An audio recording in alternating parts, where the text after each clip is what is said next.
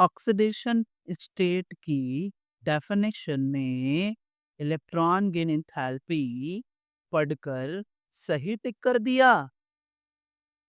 JEE 2024 के इस question में एनटीए ने सिर्फ एक वर्ड बदलकर आपका -1 कर दिया। देखो, ये basic definition trap.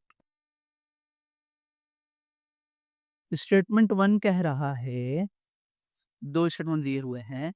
The oxidation state of an element in a particular compound is the charge acquired by its atom on the basis of electron gain enthalpy considering from other atom in the molecule. Statement 2, p pi bond formation is more prevalent in second period elements over the other periods. अब इनमें से पूछ रहा है कौन सही है और कौन से गलत हैं। देखिए, समझिएगा।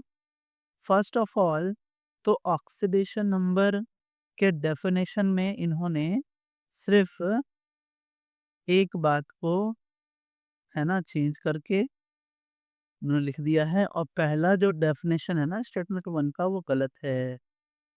क्यों गलत है? क्योंकि charge acquired bye on the atom on the basis of electron negativity होता है। अब जैसे ये हाइड्रोजन है और ये क्लोरीन है, और मुझे यहाँ पर ऑक्सीडेशन नंबर निकालना है। मुझे कुछ नहीं मालूम है, लेकिन मुझे ये मालूम है कि यहाँ पर 2 इलेक्ट्रॉन्स का की शेयरिंग हुई है, एंड जो हमारा क्लोरीन है वो ज़्यादा इलेक्ट्रोनेगेटिव है। Chlorine is more electronegative than hydrogen. अब समझिएगा क्या होगा यहाँ पे।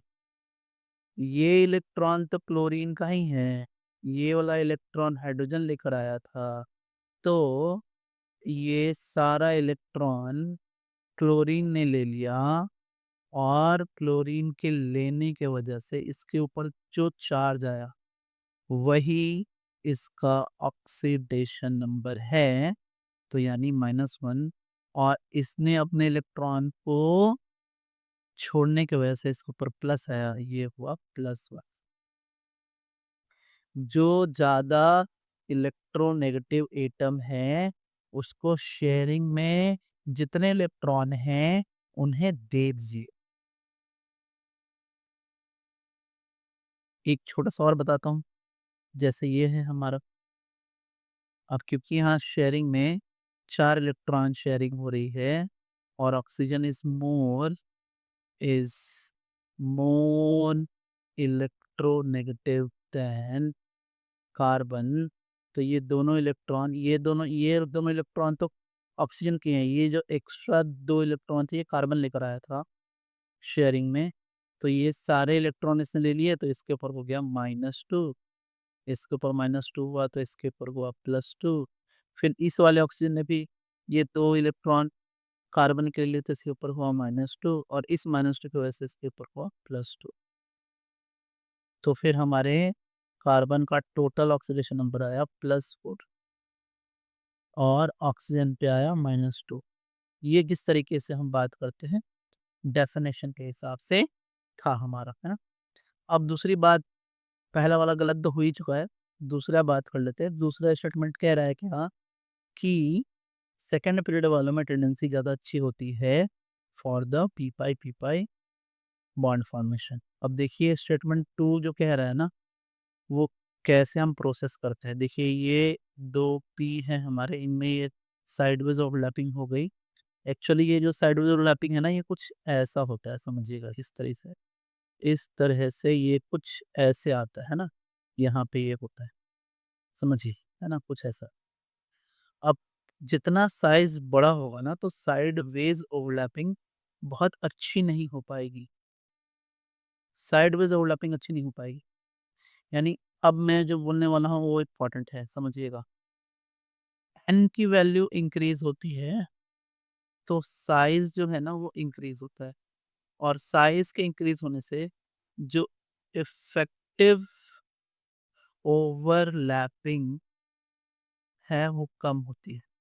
और इफेक्टिव ओवरलैपिंग के कम होने की वजह से यही रीज़न है कि 2p और 2p थोड़ा ठीक-ठीक पाई बॉन्डिंग कर पाते हैं, लेकिन इसके आगे थोड़ी-सी पाई बॉन्डिंग में दिक्कत होती है ना?